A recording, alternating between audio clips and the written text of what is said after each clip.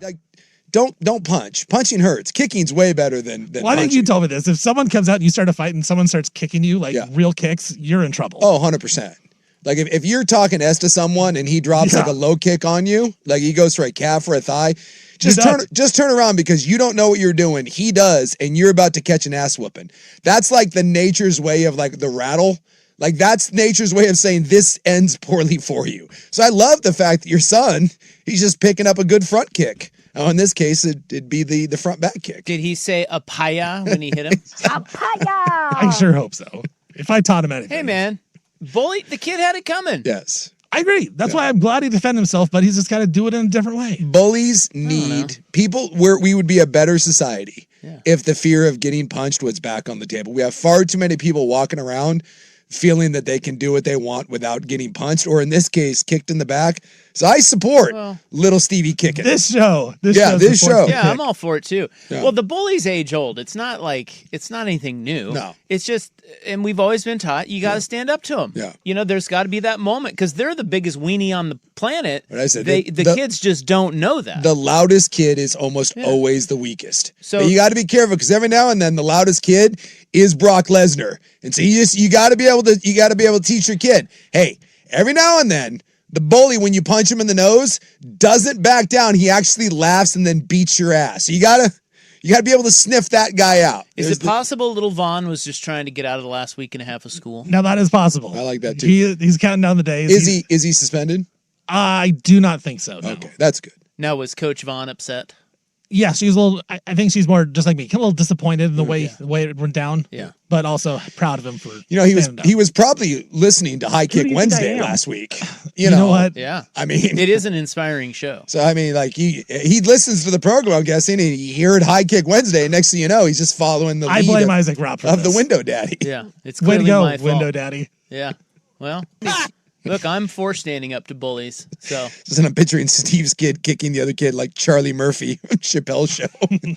A payow! I wish, is there video? I doubt If there is, could you please get it? Because I would like to see your son dropping a kick on someone. Yeah, I guess the PE teacher, Coach Vaughn said the PE teacher sounded like he was almost on Lincoln's side. Like the kid deserved it. Yeah. So if there is a recording, we may be able to sneak we it can out all agree. The little turd deserved it. Yeah, he did. Most kids deserve Most kids deserve it. Most kids deserve a kick. Dude, the amount of times I'm around kids and I think to myself, God, I wish one of you other kids would drop this little S right now. Because you can't do it as an adult. But another kid, well, let's bring that back. Yeah, it was back in the day where an adult could smack you. What do you think about that? And then the parent was like, good, someone had to do it. Now, right. Come on, dude. It was called discipline back in the day. Discipline. Now you can't do that. Stevie Woke could get all mad. Yeah. We cross lines. Stevie Freedom loves it. Stevie Woke. Yeah, Stevie Freedom. Yeah. You know, your kid. A Steven divided against itself cannot win. Your kid is angling towards maybe being a little more on the side of freedom than woke. Let freedom ring, bro. Hey, I love it. I love it. You said he's like hanging out with his uncle or something that's teaching him kicks? Yeah, they're big Taekwondo guys. So he's in kicks. Taekwondo? My little nephew is. Like, he's actually really good. I think he got like second or third in his age group for state. So he's always like kicking people. Nice. So I'm pretty maybe just hung out with him. He's so just picking it up. Yeah. Steven doesn't want to pay for Taekwondo lessons, but he'll do it through osmosis. Go fight your cousin. Just hang around your cousin. He'll teach you a couple That's things. what cousins are for. Exactly. Teach him how to smoke. Show him his first Playboy. Exactly. Teach him how to kick the bully in the That's back. this generation's of that. That's good. Yeah, I then you don't have to be as disciplined. Yeah. I like where it's going. I mean, Taekwondo, I know from personal experience, very disciplined. I've seen your high kick. Yeah. So you got to be and you can't use it outside of the dojo, whatever Yeah, sure. You're not supposed to. I'm often concerned though. I know a lot of kids that like got black belts at like 11 or 12 from Taekwondo, and then you're like, what? You broke some balsa wood and they gave you a black belt? I do think Taekwondo is that might be the participation trophy, but at that age, hey, anything's better than nothing. I like where we're going with it. Just out there roundhousing people. It's a hell of a way to start the show. Better than getting right into the stupid Sorsby thing. My God. That I did not have that on the bingo card. I thought today, we got Knicks, Spurs, Stanley Cup's been amazing. Meanwhile, this dumb John over here comes through and decides to burn down the whole thing. I had to make sure it wasn't, the Onion or just ball sack. Yeah. I had to make sure this was real. Very rarely. I cannot believe this is real. Very rarely does the world surprise me because I usually think the worst of people. But I will say that lately the world has been surprising me, but that's on me. This is legitimately shocking to me. Come on, dude. When I heard this one today, someone texted me and I was like, bull. I did the same thing. I was like, horse nears. That didn't. No, it's real. And then I was like, well, it'll get overturned on appeal. No, it won't. They're not going to hear the appeal till February. And every now and then you have one of those days that you'll look back on and you'll be like, that's when everything changed. And I mean, we've been dealing with the NCAA crap for years now. I feel like today is one of those days where you will look back and say, for better or worse, and I'm not sure which way this goes, but today will be a day that will change college sports. This is the sort of thing that elicits a response. This is the sort of thing when you see your son front kick someone for the first time and the relationship changes forever. This front kicked squarely in the nuts, the NCAA, and Sorsby's name in today's ruling will, I think, have ripple effects that will last forever in the world of college sports. Juiced up. I'm juiced up too.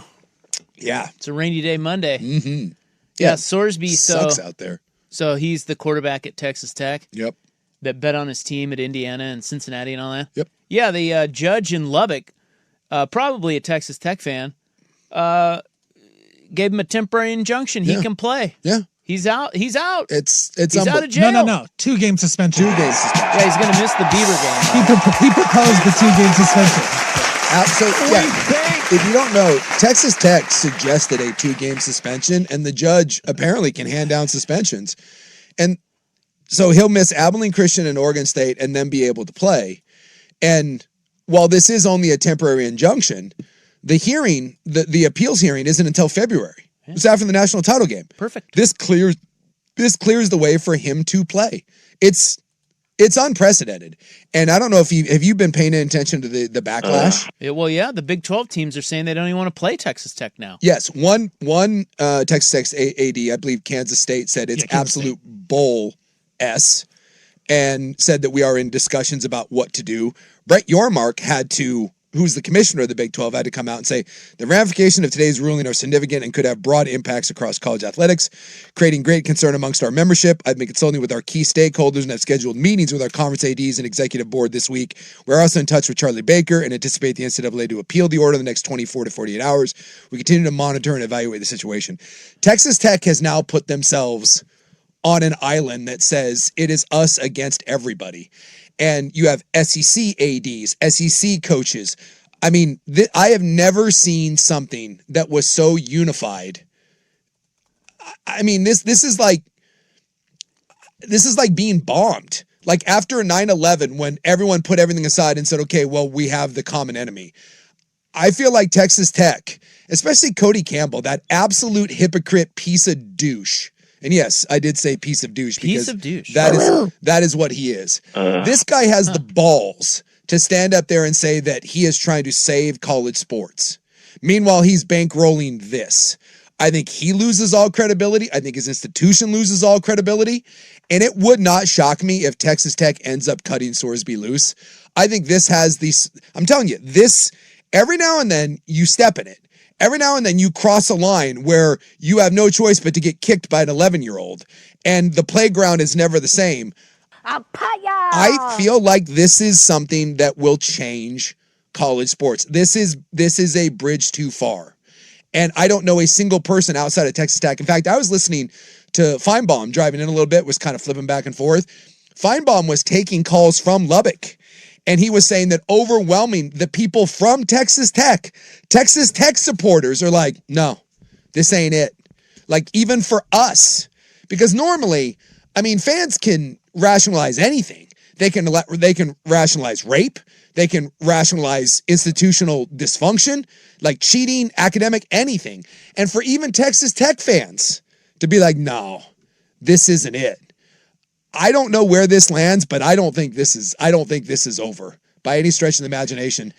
And for that many ADs and now the Big 12 commissioner to come out, I mean, what do you do if the rest of the Big 12 gets together and just says, no, dude, we are not playing you. I don't care. Like, we're not doing this. Is Texas Tech really going to dig their heels in and say, fine, Like this is, we will stand alone. I think that the idea that an appellate court judge in Lubbock County, Texas can do this. Well, you know that Cody Campbell? Cody Campbell. Corey Campbell? Cody. Kim Campbell? Cody Campbell. Kim Kardashian. Hey, Campbell. did you see what Kardashian did? Which one? Kim. What did she do? I saw her looking at her boyfriend or You something. didn't see it. She got big ass.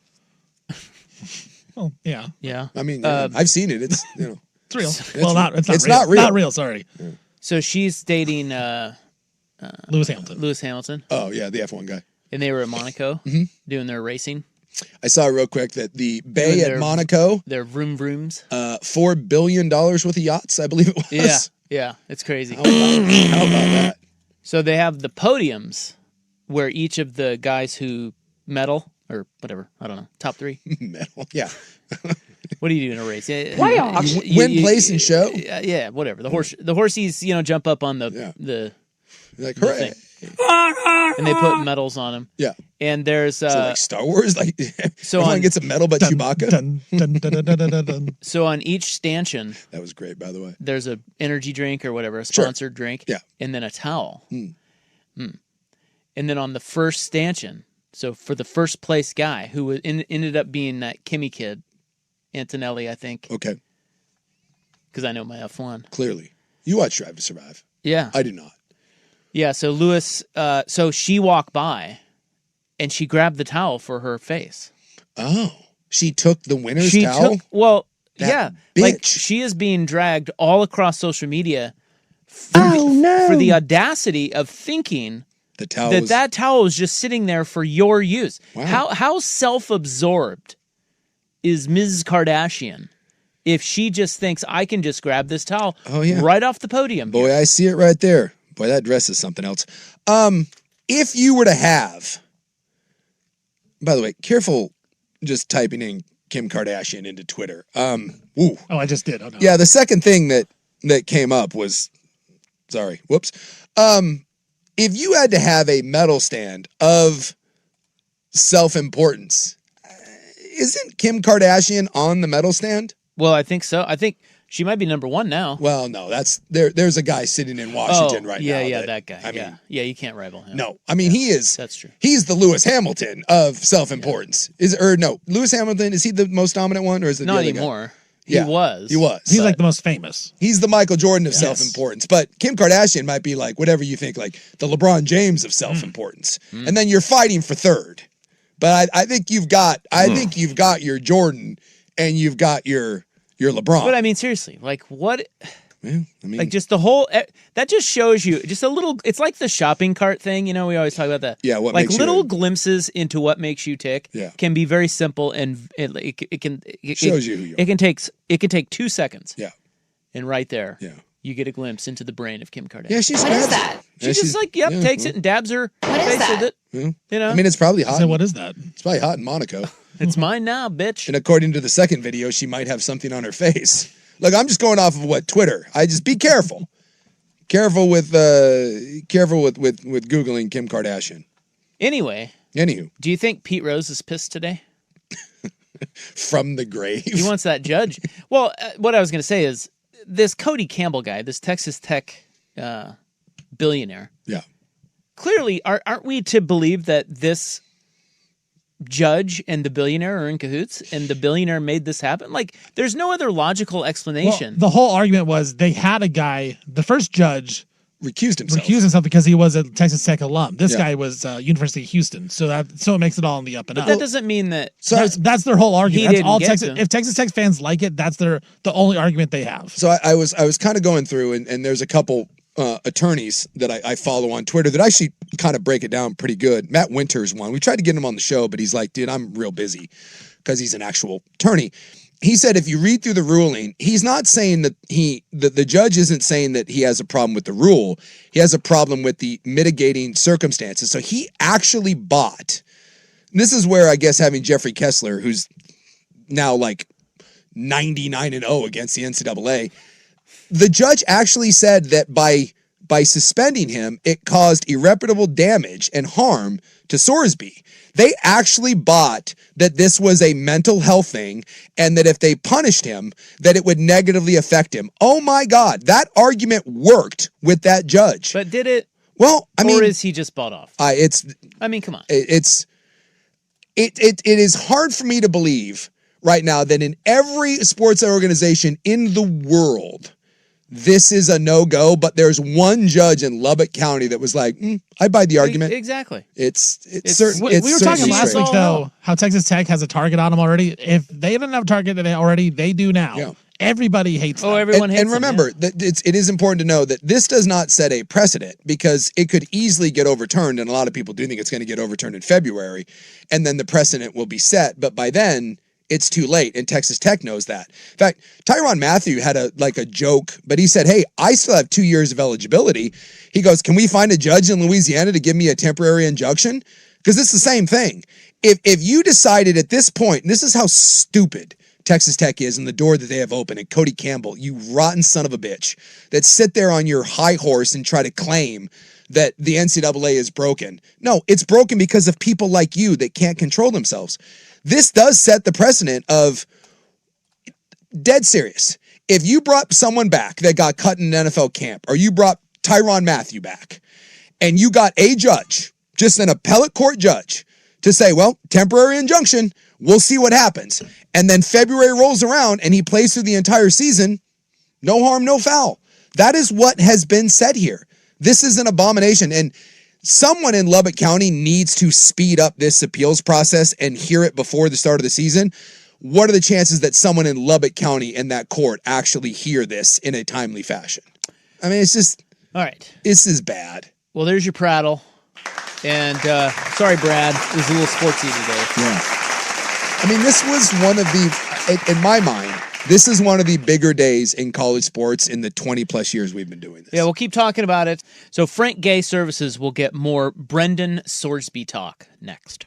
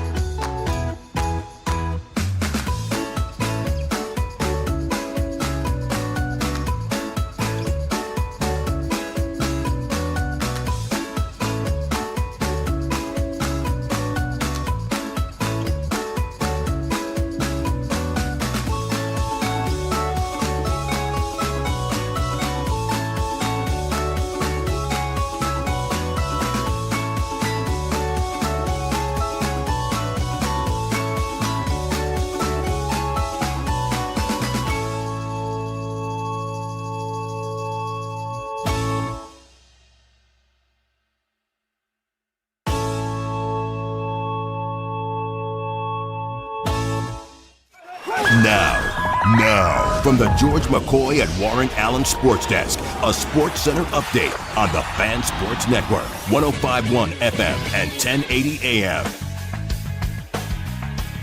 First on the Fan, the Portland Trailblazers, they have found their new head coach. It's going to be former Minnesota Timberwolves assistant coach Micah Norrie. Now, the interesting part about this deal is the Blazers are the last team to get a head coach. Norrie is signing a 3-year deal. Only 1 year of it is guaranteed. There'll be team options for year 2 and year 3, a very unique contract for the Minnesota Timberwolves assistant coach, who is one of the top names on the market. Last night, Miami Heat made the move. They acquired Giannis Antetokounmpo from the Milwaukee Bucks. In exchange, the Heat also will be getting Bobby Portis, Bucks getting Tyler Hero, Khalil Ware, Jaime Jaquez, Kasper Siakachonis, and 3 first-round picks from the Miami Heat. The NFL, they have decided to not hold a supplemental draft for Brendan Sorsby in 2026. That means Sorsby will not be eligible to be part of the NFL until the 2027 NFL Draft. The Atlanta Falcons and tight end Kyle Pitts, they have agreed to a new 3-year, $54 million contract. I'm Stephen Vaughn from the Georgia Coy at Warren Allen Sports Desk. Don't call your mom. Call Georgia Coy at warrenallen.com.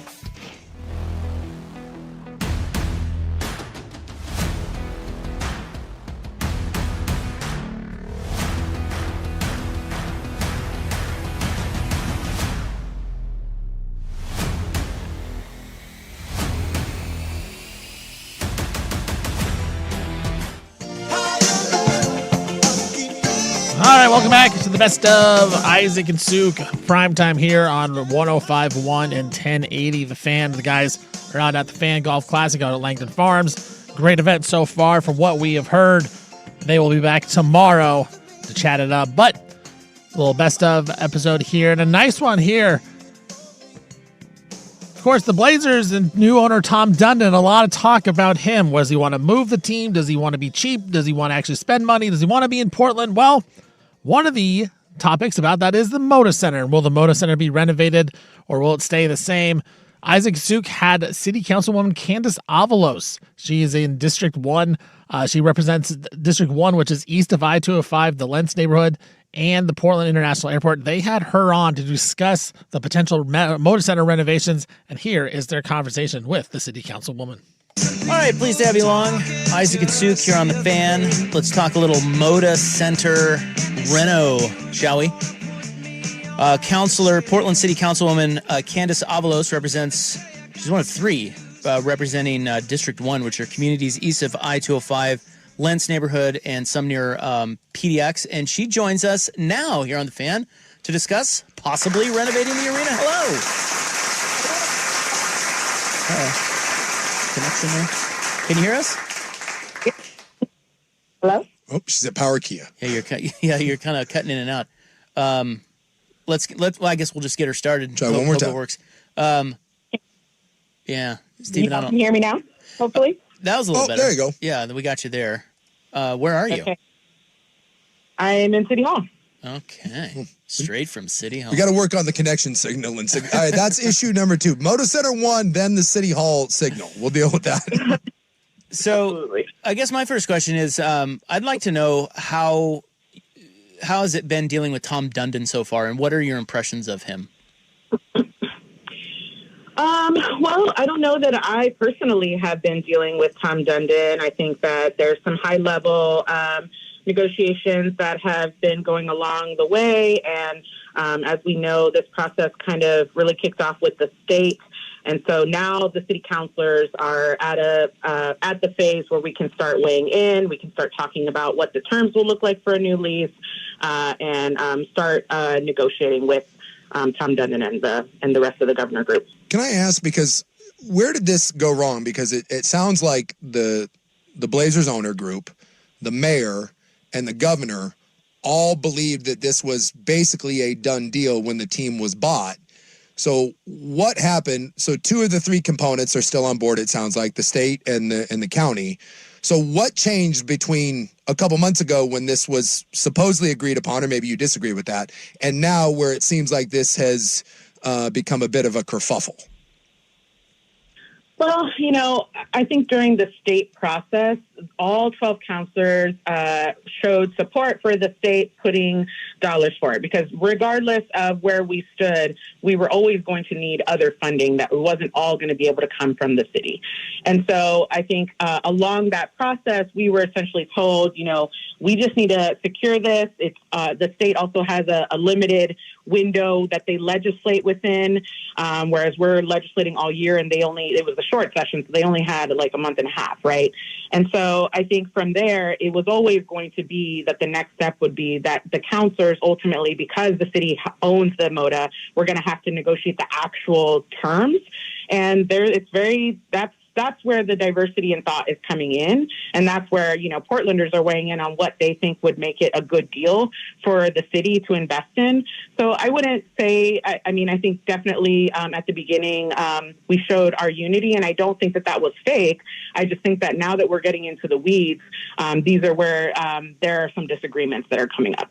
So what specifically makes it a good deal for you? Well, I think at the end of the day, I am looking at how are we going to make Portland taxpayer money worth this kind of deal, right? And we're in this bridge agreement. We're going to have to renegotiate a new lease. I think there are lots of different things that we can negotiate in that. Some of the examples are, what are the rent payments going to be? Are we going to increase those? Do we have rights to the name? How are we going to ensure that the Blazers actually does stay in Portland if we're going to make this kind of public investment?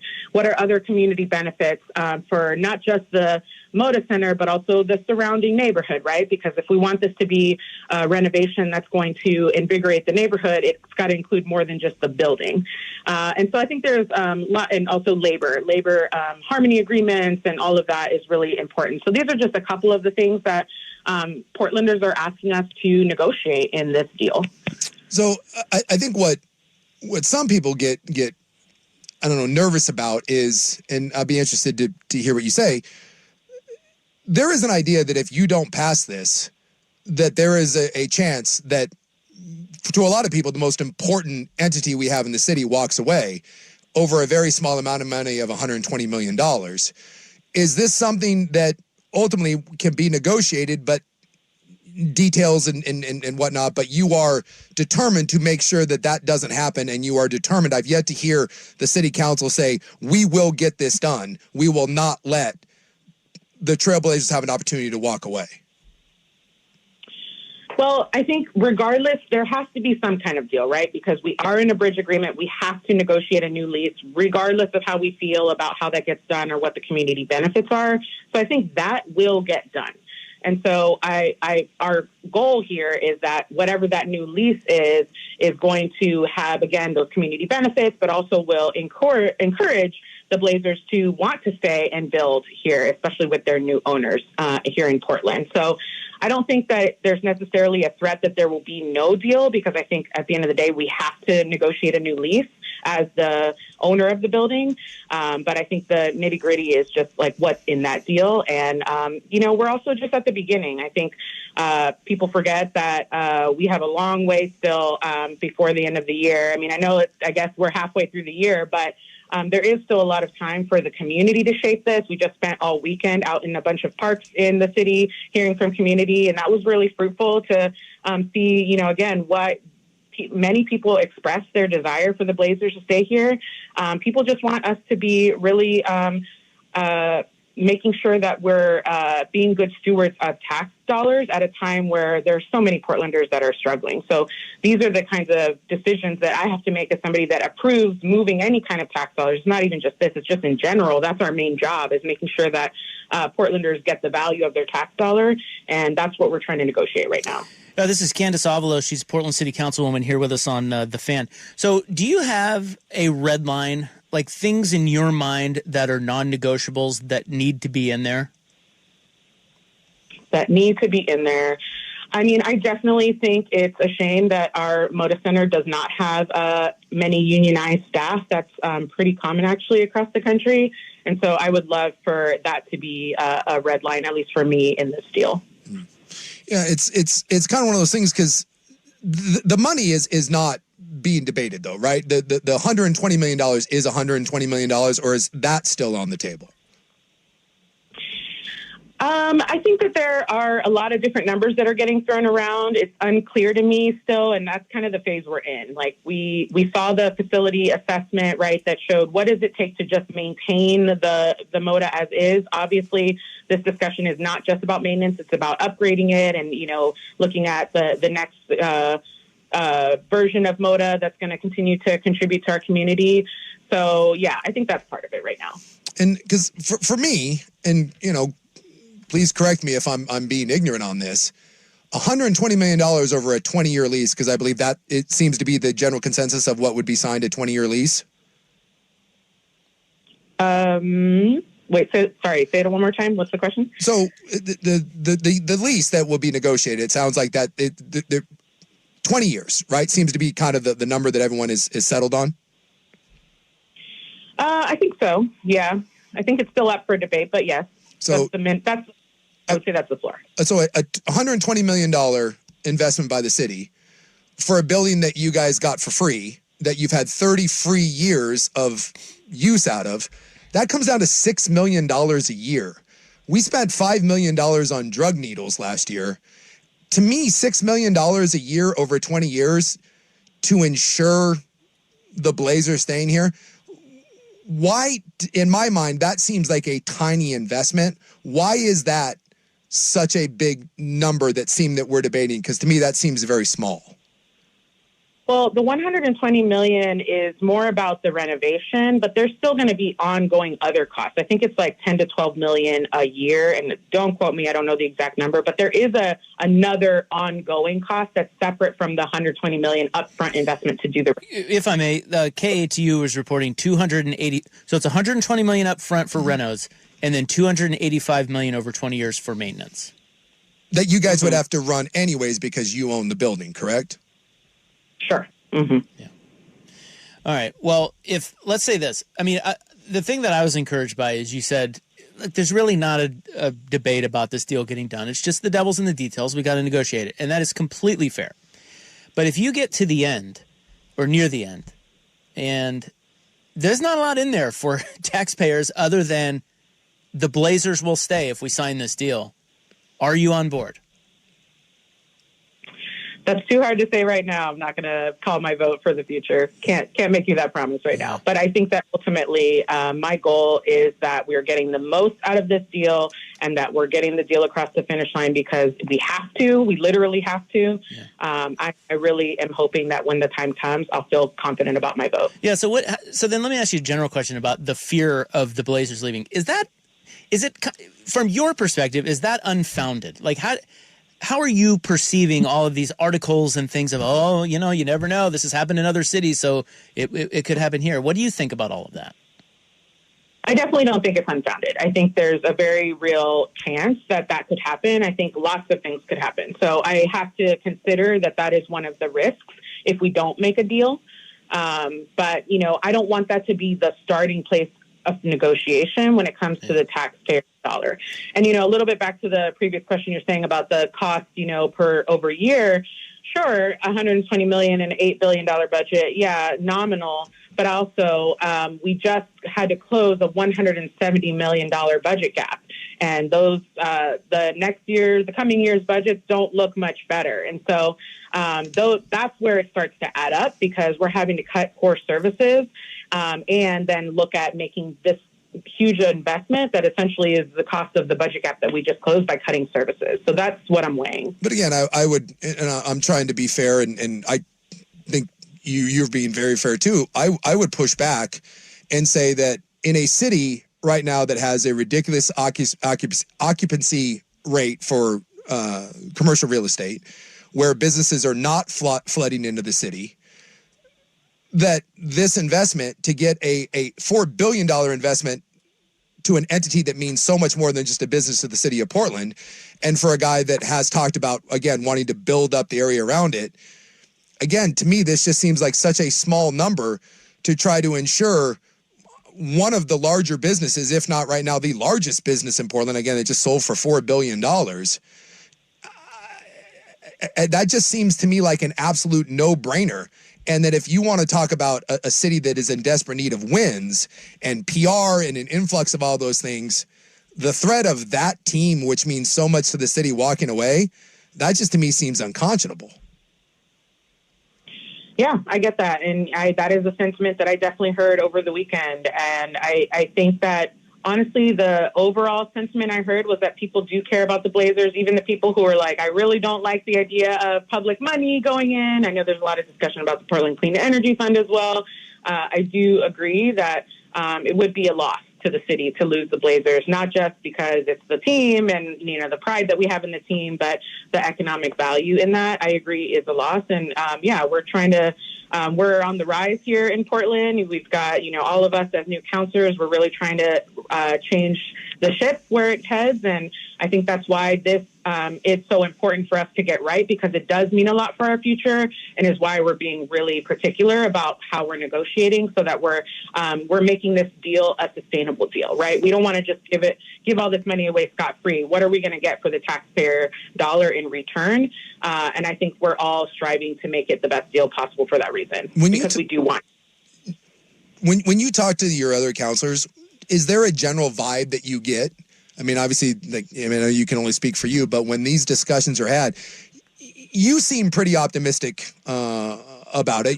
Obviously, you said you can't commit fully to it, but you seem optimistic. Would you say that is the general tone when you talk to counselors, or are there other people that are a little more, this isn't a priority? Optimistic about the deal happening, or yes. When you say that? Yes. What do you mean? A deal happening, because I just view it as black and white. If this deal doesn't get done, there is a real good chance that the team walks away. So to me, it's kind of a black and white thing. And I was just interested, when you discuss this as an entire city council, what is the general vibe? Is that the sentiment, that if this deal doesn't get done, that is a possibility? And is that an important thing, you think, to the general vibe of when you talk with the counselors? Yeah, obviously I can, like you say, only speak for myself, but I do think that the general vibe is that people do see the risk of us not getting a deal and losing the Blazers, and how that would hurt us in a lot of different ways. And so I think that's why everyone is just trying to get the right deal. And one of the things that I told constituents this weekend was, I genuinely do think that a deal is going to get made. And so my role is not about deal or no deal. My role is about what's in the deal. So that's kind of how I'm. Yeah. Did you learn anything from that survey you put out, or is it too early to tell, or what?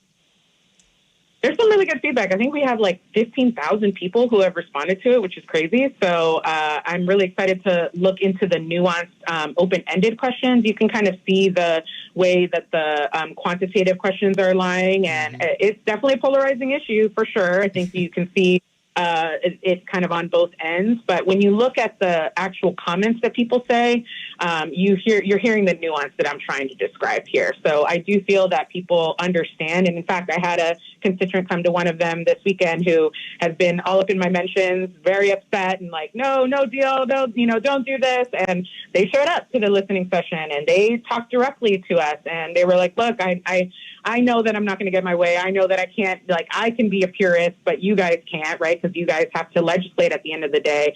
So even though I feel a strong way about it, if this deal goes forward, here's what I want to see out of it. I think that's a pretty general sentiment you hear. Yeah. Okay. And the idea, if it's not this, the fact that you guys have to renovate the building either way, right? I mean, whether you sign the lease or not, the city eventually is going to have to renovate that building, correct? Yeah, I think so. And I think the other thing that I keep mentioning, while yes, we own it and have to renovate it at some point, I'm not looking at this in a vacuum, right? I'm looking at all of the other buildings and assets that the city owns that we have to renovate. I represent East Portland. We have our parks we have a lot of newer parks because they're finally, we're going to give parks to East Portland. And then they cut the maintenance. And then you see them start to deteriorate. So I have to look at this in that context. So I think that's why you're hearing this from us, because we want to make it work. We have to juggle all of the other priorities and assets that are going to have to get renovated, not just the Moda Center. And we're just trying to make the best decision for Portland taxpayers. Understood. Well, really appreciate your time coming on here. This is Candace Avalos, Portland City Councilwoman, on the Moda Center renovation project that they are considering. Thank you so much. Thanks for having me. You got it. All right. Yeah. I guess we got to do the Candace Avalos postgame show coming up next. Yeah. Again, I thought real quick. Maybe coming up next. Yeah. I mean, Next. we're pushing we're pushing it. Let's go. And Stevie Fire. Yeah. He's not having it. No. So we'll do that full segment next.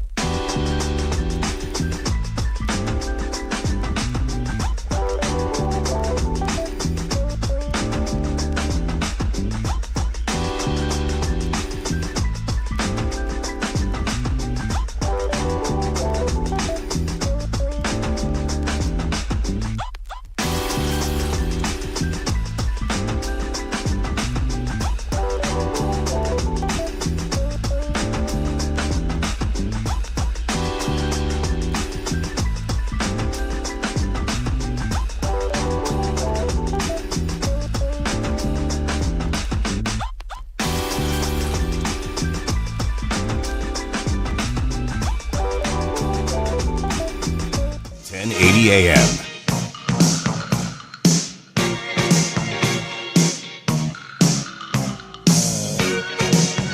Welcome back. This is the best of Primetime with Isaac Suk. I'm Stephen Vaughn, putting this together here. We just heard from Candace Avalos, City Councilwoman, City of Portland, talking about the renovations to the Moda Center, how that has to happen. Now, we get the guys' reactions to the Candace Avalos interview right here with the Candace Avalos post-game show right here on 105.1 The Fan and 1080 AM. All right, this begins the Candace Avalos post-game show. I'll just tell you, I think, look, there's not a lot for her to say at this point because there's no negotiations going on yet. Yeah. So, well, it'd be nice if she's open to it, we could circle back with her once that stuff gets going, because then it gets, the devil's in the details, as she said. Yes. But the overall vibe from her, I thought it was pretty positive. I'm encouraged. This is exactly what you and I have been saying the whole time, is that, listen, this could get hairy. It's a negotiation. They do. It's big money. There's a lot on the line. But in the end, it'll get done. And she said the same thing. Yeah, because she knows that they have to renovate it either way. And I at least got her to admit the business side of it, that it makes no financial sense to not do this. Because I don't know if she didn't say anything about, by the way, and this is true. It's $6 million a year for 20 years. But then the operating budget that she talked about, you realize you have to have that operating budget anyway. It's your building. If the Blazers leave, you have that cost built in. So, at that point, I know we were getting to the end. I didn't need to push back on that. But you can't throw the operating cost at me because you have the operating cost anyways. So at the end of the day, and she basically acknowledged it, you own the building, you have to renovate the building, you have to operate the building, whether the Blazers are there or not.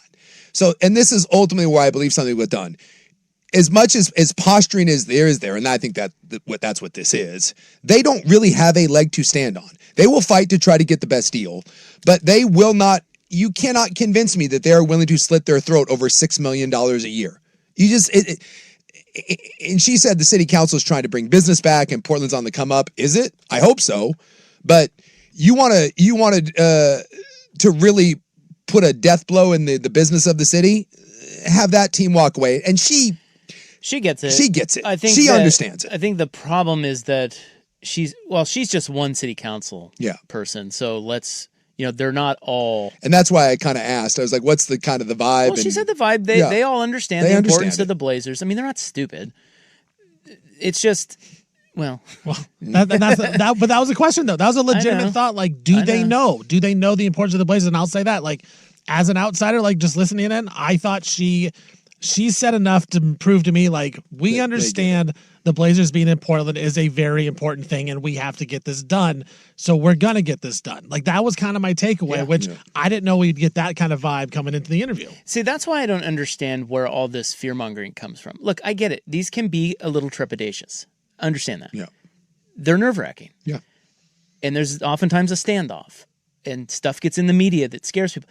I don't understand where all this is coming from. This is a city councilwoman that just walked onto our show and said, yeah, we'll get it done. Yeah. It's just a matter of the details. Yeah. So why all the fear-mongering? Because I don't know. I just think in our city we're conditioned that we can't have nice things. I mean, Dundon could play hardball. That's the one. That's the wild card. One thing. That's the wild card. We don't know, but we do know.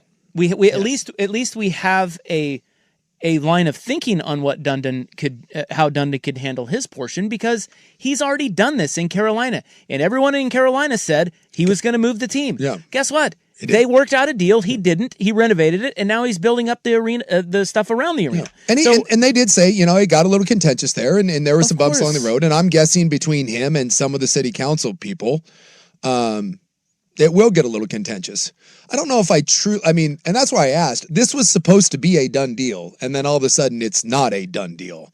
That was the part that originally kind of I scratched my head about. But I also think some of this, too, on the part of the city councilor, because she mentioned, Lentz Park and all that.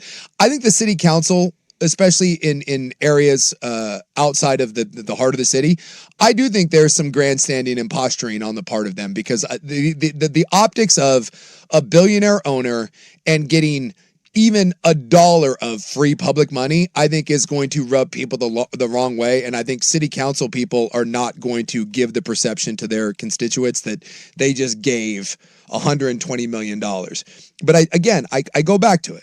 And she brought up the budget. Even though it's going backwards, I keep hitting this. The Portland budget is $8.5 billion. This is $6 billion. Take the other cost out of it. You have to have that anyway. It's a $6 million tagline. And I like that she brushed it off, but I looked it up. I did not make this up. In the 2025 budget, again, $6 million a year for 20 years.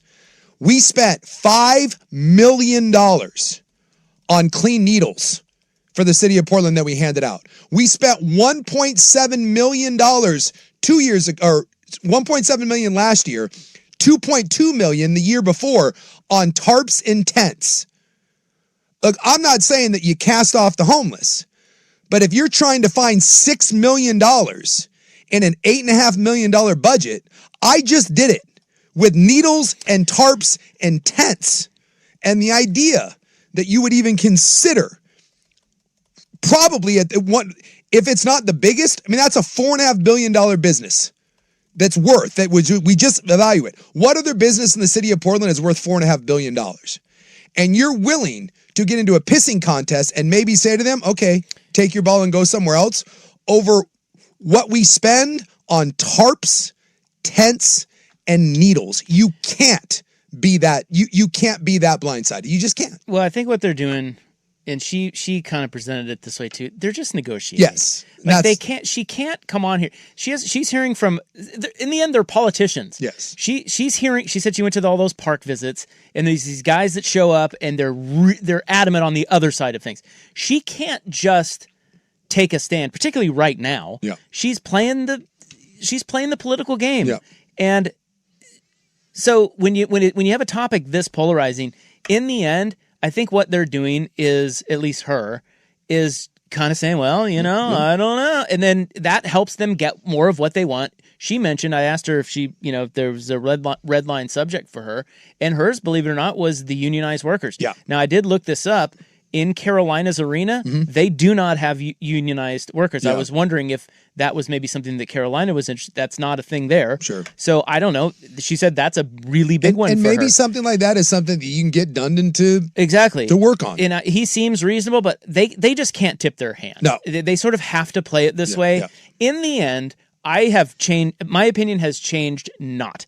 In the end, they are not going to let the Blazers walk. Not even they. Yeah. Are that stupid. I have always had that position too. All right. Well, thanks to Candace Avalos for coming on. Maybe we'll check back with her once they start negotiating. I don't dislike. I appreciate that she came on and did that. Yeah. And again, Because I think a lot of council people won't. it's a little early. Well, we got two no's. We got 2 no's. 2 no's, 1. I think, what'd you say, Steve? We got 2 no's, 1 brush off, and she said yes? 1 no, 2 1 brush offs, I yeah. believe. Yeah. 2 no calls. So I give her. I hate the no call. At least have the balls to say at no. least one person said no, thank you. I give But her. it's probably a little too early too. I think Right. when push comes to shove on this, they get into negotiating in August, which I think is when it starts.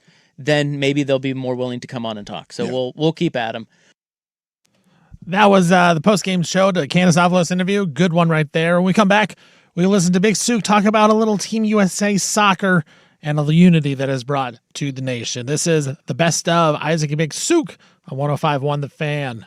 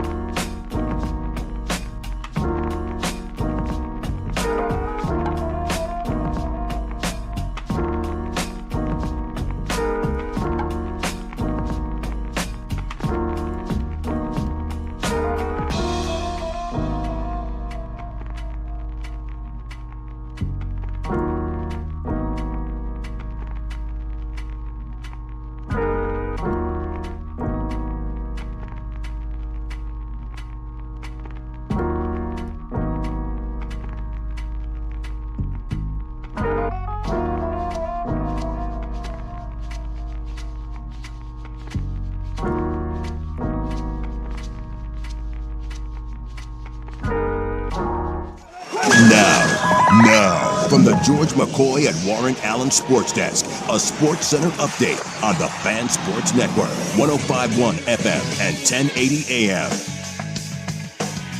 First on the Fan, Portland Trailblazers, they have found their new head coach is going to be former Timberwolves assistant Micah Norrie. Norrie coming here to Portland was one of the top assistant coach candidates on the market. He signed a 3-year deal, but only one of them guaranteed team options for year 2 and for year 3, a very unique contract signed by the first-time head coach. The Miami Heat, they are acquiring forward Giannis Antetokounmpo from the Milwaukee Bucks in a trade last night. The Heat also acquired Bobby Portis in this deal. In exchange, the Bucks are going to get Tyler Hero, Khalil Ware, Jaime Jaquez Jr., Kasparis Yakushunas, and 3 first-round picks from the Miami Heat.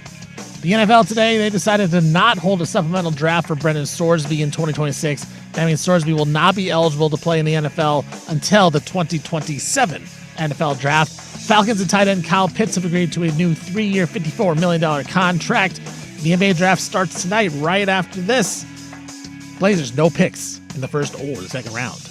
I'm Stephen Vaughn from the George McCoy at Warren Allen Sports Desk. Don't call your mom.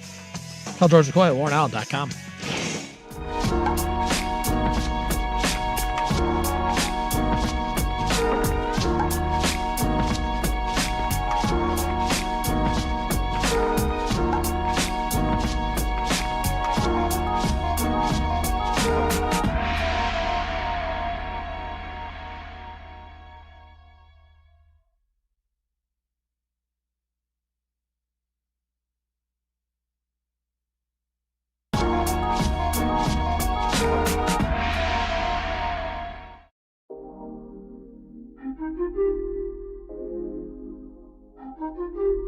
Misinterpret the fact that I am talking right now as genuine interest. End of speech. The Fan. What's going on here? Stephen Vaughn here, producer of Isaac and Big Sook here in Primetime. This is the best of as the guys are out at Langdon Farms for the Fan Golf Classic. All reports that it's going great. Thank all the sponsors out there. Thank all the fans for all the listeners, everybody. Thank Isaac and Sook. Having a good time out there. But it's been a good best of. We just heard from Candace Avalos, city councilwoman here in the city of Portland, talking about potential renovations to the Moda Center. Now, World Cup has been a big deal, man. Team USA 2-0 so far in the group stage. They are already advanced to the knockout round. And it seems like soccer has gained a lot of excitement. Fans are getting involved. We're trying to figure it out as a country, but we've all united as one. And here in the Points Gobbler, Big Sook, usually we focus on college football in this one. Well, we went straight football in this one. And Big Sook talking about how he loves to see the unity out of the country of the United States of America, talking about World Cup soccer. 1 down, 3 to go. college football points gobbler coming up here. I didn't want to respond to this, though, because I was talking about how I'm always hopeful of stuff that brings people together, right? I kind of sit in the middle of most things. I can truly say that I have very good friends that are on very polar opposites. I have friends that are very left. I have friends that are very right. I usually try to sit somewhere in the middle, and I try to be kind of a bridge in that. And I think a lot of us are. I truly believe that. I don't think we're nearly as far right and as far left as people want to make us out to be. I just don't. I think the vast majority of people rest somewhere in about the 30%, 15% one side or the other, right? 50% right, 15% left. Most of us exist in the middle, but we're constantly told that we're not, that we hate each other. And I just don't buy it. And if these other countries can do it, because you can't, I've lived in other countries, I've traveled. Not everyone in those countries agrees with everything the other person says. And yet somehow they're able to unite around certain things. And we used to be able to do that. And I think we can again. And so for someone saying, well, you keep saying, like, don't poison it. This person said, let's be honest, one person poisons it. I get it. I get it that, yes, when he gets involved in stuff, it does get poisoned for a lot of people. But I think that's a choice. Like, I really enjoyed watching the hockey. That was an incredible moment. And watching the Hughes brothers. And did I love the fact that it turned into something political? No, it didn't. It actually kind of bothered me quite a bit. I don't particularly care for the Kachuk brothers.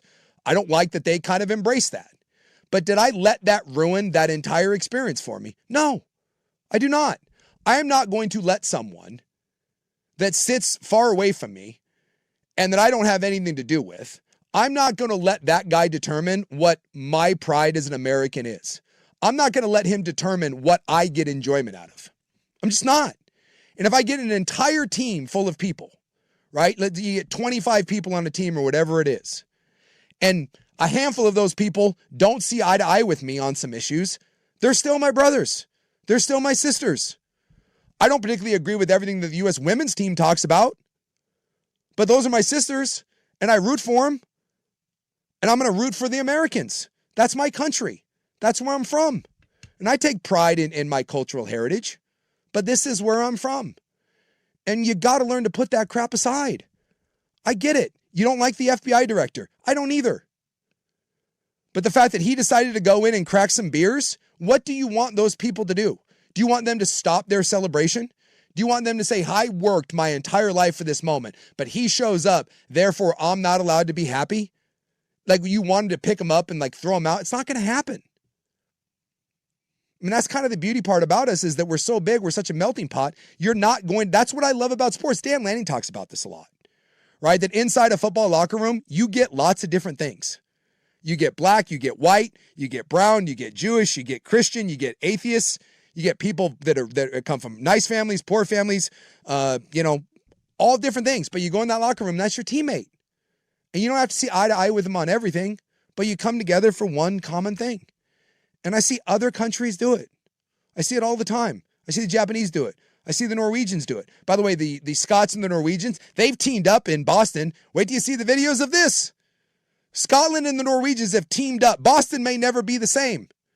The South Koreans and the Mexicans have joined together. Last time I checked, South Korea and Mexico, probably not a lot in common. And yet they're together. And we can embrace in our country, we can embrace when the Germans come over. We can embrace when the Scots and the Norwegians, we can embrace all these people. But you can't embrace someone from Arkansas. You can't embrace someone from Texas. You can't embrace someone from Portland. You can't put aside some petty differences and say, yeah, man, we don't agree on everything, but you're still my countryman. And we're still going to have this great moment and we're going to root for our guys. I don't get that. I just don't. So I get all these, I would say that the vast majority of comments when I talk about stuff like this is like, oh, it'll never happen. Oh, it could never happen. Why? Why can't it happen? Because we decide that it's not going to be?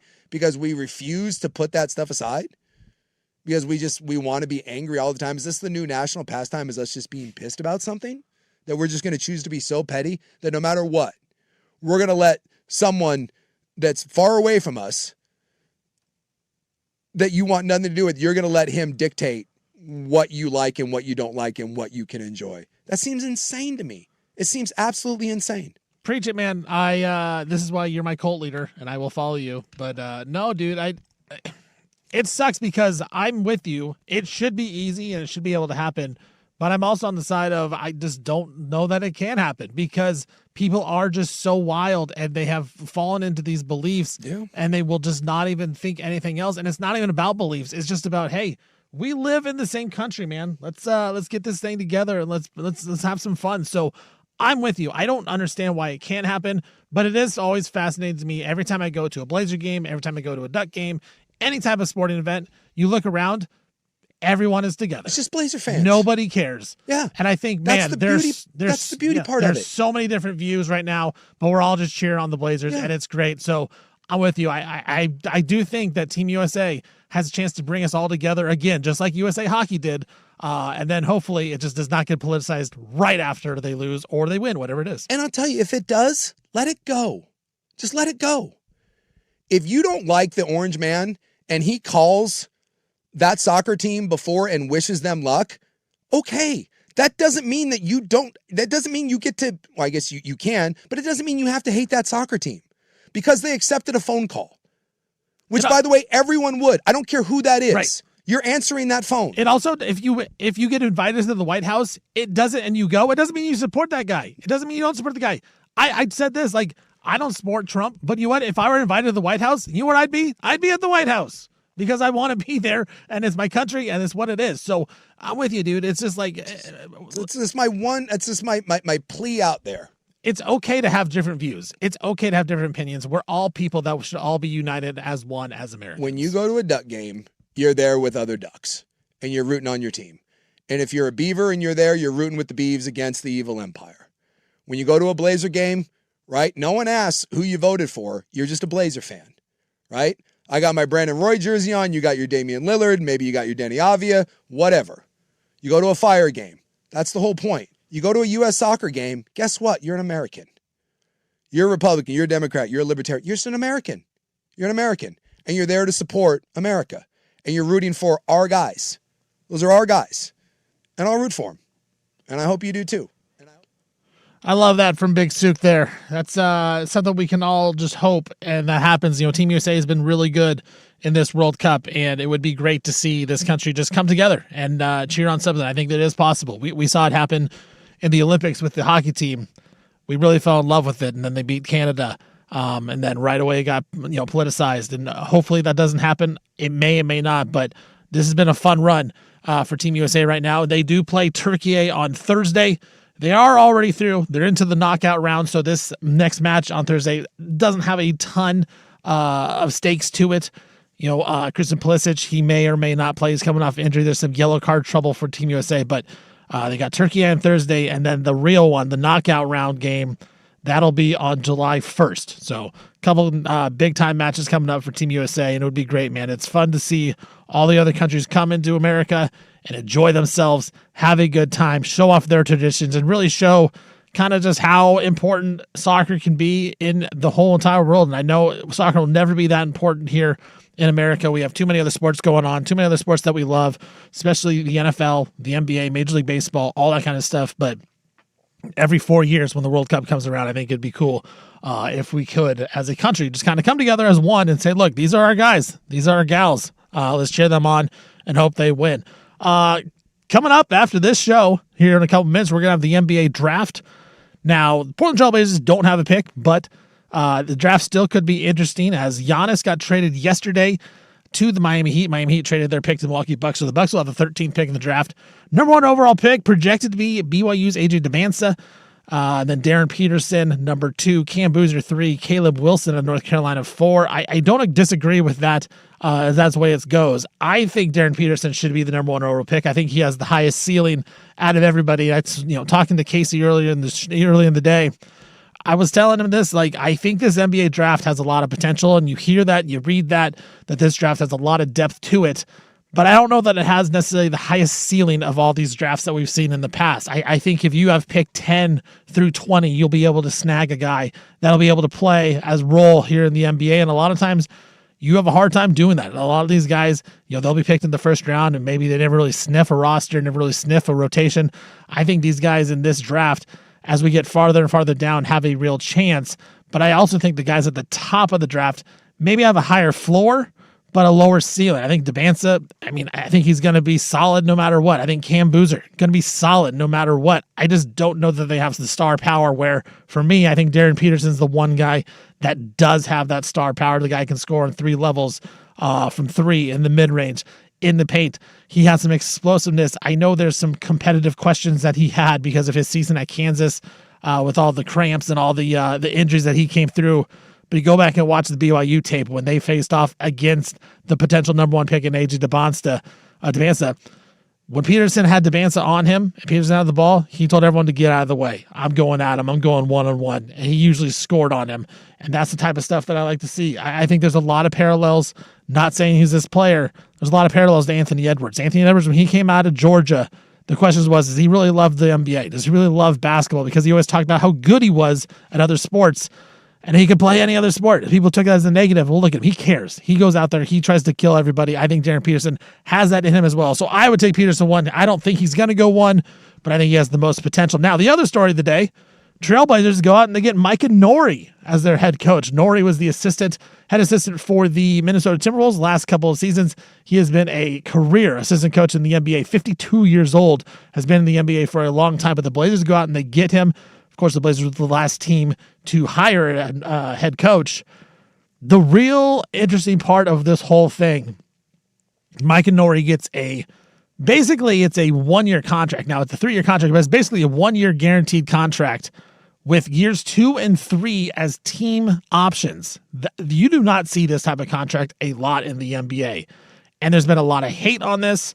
It's a lot of trash in Tom Dundon and, this is him being cheap, all that kind of stuff. I get it. This has been kind of the narrative around Tom Dundon the whole time. There is a little slight question for me that says, why is Micah Norrie willing to accept this offer? Was he that desperate to get a head job? Was he not really interviewing well with other teams? Was that why he wasn't getting? I don't know. But I will say this, from a franchise perspective, how could you not like this if you're a Blazer fan? Like, you have an unproven head coach. He's never been a head coach in the NBA. You have him on a 1-year deal, and if he's not the guy you think he is, you can get out of that contract after 1 year. And I think that's the way to look at it. So, look, I think Micah Norrie, I think he was the guy to go. I wanted him over Splitter. I think there's a lot of potential with Norrie. Now, there's also a lot of downfalls where he hasn't been a coach. Maybe they don't listen. We know they listened to Thiago Splitter, the players did. So, should be interesting going forward. But the whole talk with the contract being negative, I just don't see that. I think it's actually going to be a positive for the Trailblazers. They figured out, look, if he can coach, we'll bring him back for year 2 and year 3, maybe sign him to a new deal. If he can't, we're out. Wash our hands, go get a new guy. I think it's great. All right, I want to thank everyone for listening here. Best of Primetime with Isaac and Souk. I'm Stephen Vaughn, the producer. Setting it up for them. They are at the Fan Golf Classic over at Langdon Farms. Having a great time over there. I want to thank all of them. I want to thank Isaac and Souk, of course. Thank Dusty, the big boss. I want to thank all the sponsors, especially the ones over at Langdon Farms, the Fan Golf Classic. Love all of you guys. Love all you listeners. Thank you for listening. The dudes will be back tomorrow. Isaac, Souk, the bros, they'll be back. Tune in 3 to 7 every day right here on Primetime on 105.1 and 1080 The Fan.